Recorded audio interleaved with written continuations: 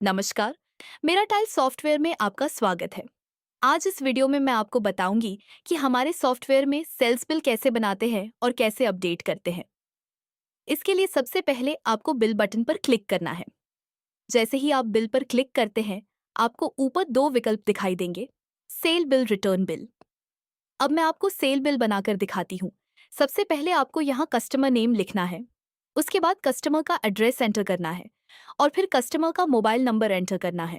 अब नीचे आपको सेल आइटम्स दिखाई देंगे। यहाँ पर बिलिंग डेट अपने आप दिखाई देती है।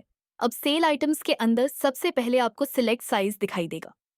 यहाँ एक महत्वपूर्ण बात ध्यान रखें, आप केवल उन्हीं मटेरियल्स को सिलेक्ट कर सकते हैं जो पहले से आपके स्टॉक में ऐड किए गए हैं। अब मैं आपको इसका एक उदाहरण दिखाती हूँ। मेरे स्टॉक में आप देख सकते हैं कि 12 बाय 12 बाथरूम फ्लोरिंग के अंदर मैंने 9 आइटम्स ऐड किए हुए हैं और 2 बाय 4 2 पीस के स्टॉक के अंदर मैंने 12 आइटम्स ऐड किए हुए हैं। इसलिए मैं अभी इन्हीं मटेरियल्स का सेल करके दिखाती हूँ। सबसे पहले मैं 12 बाय 12 बाथरूम फ्लोरिंग का मटेरियल सिलेक्ट करती हूँ। साइज सिलेक्ट करने के बाद उस साइज के अंदर जो मटेरियल स्टॉक में अवेलेबल हैं, उनके ऑप्शंस यहाँ अपने आप दिखाई देने लगते हैं। अब मान लीजिए मैं बाथरूम 01 सिलेक्ट करती हूँ। आप देख सकते हैं कि मेरे स्टॉक में इसके 100 बॉक्सेस अवेलेबल हैं। अब मैं इसके पूरे 100 बॉक्सेस सेल करती हूँ। मान लीजिए मैंने इसे 350 रुपये पर बॉक्स के रेट पर बेचा है। यहाँ ध्यान रखें कि सेल में रेट हमेशा पर बॉक्स के हिसाब से लिया जाएगा। अब मैं 12 बाय 12 के अंदर एक और मटेरियल सिलेक्ट करती हूँ। मान लीजिए मैं बाथरूम फ्लोरिंग 2 सिलेक्ट करती हूँ। आप देख सकते हैं कि इसके 150 बॉक्सेस मेरे स्टॉक में अवेलेबल हैं। तो मैं यहाँ 150 बॉक्सेस की एंट्री करती हूँ और इसका रेट भी 350 रुपये पर बॉक्स रखती हूँ। अब मैं 2 बाय 4 2 पीस के अंदर से व्हाइट मटेरियल का सेल करके दिखाती हूँ। मैं व्हाइट सिलेक्ट करती हूँ। आप देख सकते हैं कि व्हाइट के 300 बॉक्सेस स्टॉक में अवेलेबल हैं। अब मान लीजिए डिस्प्ले पर एक बॉक्स पहले ही सेल हो चुका है, तो मैं यहाँ 301 बॉक्सेस की एंट्री करती हूँ। अब इसी तरह मैं 2 बाय 4 ब्लैक मटेरियल सेलेक्ट करती हूँ। आप देख सकते हैं कि ब्लैक के 200 बॉक्सेस स्टॉक में अवेलेबल हैं, लेकिन मान लीजिए डिस्प्ले से इसका एक बॉक्स पहले ही सेल हो चुका है, तो मैं यहाँ 201 बॉक्सेस की एंट्री करती हूँ। अब मैं इन मटेरियल्स का सेल रेट एंटर करती हूँ। मान लीजिए मैंने एक बॉक्स 900 रुपये में बेचा है, तो यहाँ पर मैं रेट 900 रुपये पर बॉक्स एंटर करती हूँ। अब आप देख सकते हैं कि इसे है कि मेरा टोटल अमाउंट 5,39,300 रुपये हो गया है। अब मान लीजिए कस्टमर 39,300 रुपये डिस्काउंट मांगता है।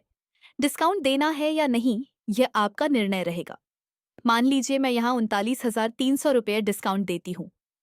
जैसे ही मैं डिस्काउंट एंटर करती हूँ, आप देख सकते हैं कि डिस्काउंट के बाद फाइनल अमाउंट कम हो गया है। डिस्काउंट के बाद पर बॉक्स रेट भी अपने आप रिड्यूस हो जाता है। अब कस्टमर की पेमेंट डिटेल्स एंटर करनी है।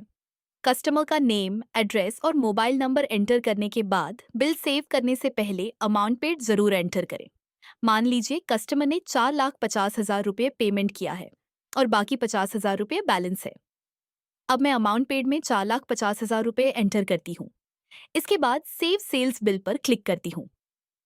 जैसे ही मैं सेव सेल्स बिल पर क्लिक करती हूँ, आप देख सकते हैं कि व्हाइट और ब्लैक के बॉक्सेस जो डिस्प्ले में कम थे, उनमें से एक एक बॉक्स एक्स्ट्रा एंट्री किया गया था। इसलिए सोल्ड फ्रॉम डिस्प्ले अपने आप दिखाई देता है। बाकी मटेरियल्स के लिए सोल्ड फ्रॉम डिस्प्ले नहीं आया है। अब ओके पर क्लिक करें। आप देख सकते हैं कि हमारा बिल सक्सेसफुली सेव हो चुका है। अब मान लीजिए आपके कस्टमर का नाम रावी है। जब आप कस्टमर नेम में रॉवी एंटर करते हैं, तो रॉवी के सभी पुराने बिल्स आपके सामने दिखाई देने लगेंगे। या फिर कस्टमर नेम हटाकर आप कस्टमर का मोबाइल नंबर एंटर कर सकते हैं। इसके बाद सर्च बटन पर क्लिक करें। कस्टमर का बिल आपके सामने ओपन हो जाएगा। बिल पर क्लिक करके आप देख सकते हैं कि इस कस्टमर को कौन कौन से मटेरियल्स और कितने बॉक्सेस सेल किए गए थे। साथ ही आप यह भी देख सकते हैं कि डिस्काउंट के बाद फाइनल रेट कितना पड़ा था। इसके अलावा कस्टमर का पेमेंट बैलेंस क्लियर है या पेंडिंग, यह भी आप यहाँ देख सकते हैं। अब मान लीजिए कस्टमर का 50,000 रुपये बैलेंस बाकी है, तो उसके लिए मैं आपको बैलेंस पेमेंट अपडेट दिखाती हूँ। देखिए, ये बिल यहाँ अवेलेबल है और इसमें 50,000 रुपये बैलेंस अमाउंट बाकी है। यहाँ पर आपको अपडेट बैलेंस पेमेंट का विकल्प दिखाई देगा। मान लीजिए इस कस्टमर ने मुझे 45,000 रुपये पेमेंट कर दिया, तो मैं यहाँ 45,000 रुपये एंटर करती हूँ। इसके बाद सेव पेमेंट पर क्लिक करती हूँ। जैसे ही मैं सेव पेमेंट पर क्लिक करती हूँ, आप देख सकते हैं कि पेमेंट अपडेट हो चुका है। अब कस्टमर का पेड अमाउंट 4,95,000 रुपये हो गया है और 5,000 रुपये बैलेंस बाकी दिखाई दे रहा है। अब मैं आपको रिपोर्ट पेज भी दिखाती हूँ। देखिए, रिपोर्ट पेज के अंदर भी बैलेंस अपने आप अपडेट हो चुका है। यानी पेमेंट अपडेट करते ही रिपोर्ट भी ऑटोमेटिक अपडेट हो जाती है। अब मान लीजिए कस्टमर बाकी 5,000 रुपये भी पे कर देता है, तो मैं यहाँ 5,000 रुपये एंटर करती हूँ और फिर से सेव पेमेंट पर क्लिक करती हूँ। जैसे ही पेमेंट सेव होता है, आप देख सकते हैं कि रिपोर्ट के अंदर बैलेंस अमाउंट 0 हो गया है। इस प्रकार आप कस्टमर के sales bills, sold materials, discount, paid amount और बैलेंस पेमेंट सभी डिटेल्स को आसानी से मैनेज और अपडेट कर सकते हैं। धन्यवाद। अधिक जानकारी के लिए कृपया नीचे दिए गए नंबर पर संपर्क करें।